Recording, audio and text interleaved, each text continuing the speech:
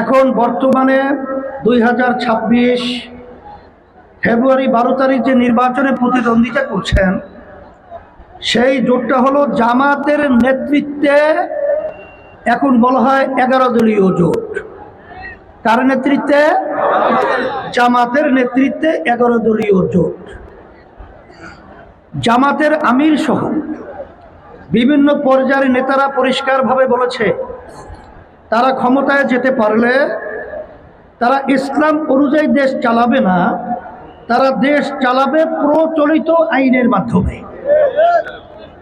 তাই প্রচলিত আইনের মাধ্যমে আমাদের দেশ 53-54 বছর চলছিল, আবার নতুনভাবে এই নীতি আদর্শের মাধ্যমে যদি দেশ পরিচালিত হয়, তাহলে আমরা মানুষ বাংলাদেশে শান্তি পাবো বা আমরা মুক্তি পাবো, এটা চিন্তাও করা যায় না।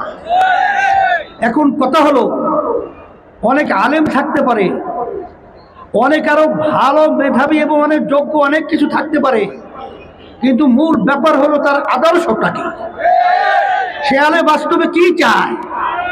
যারা জামাতের নেতৃত্বে জুটে রয়েছে, পরিষ্কারভাবে জামাতের আমির বলেছেন, আমরা ইসলামী নিয়ম অনুযায়ী, শরিয়া অনুযায়ী দেশ চালাবো না, আমরা দেশ চালাবো প্রচলিত নিয়মে, প্রচলিত আইনে।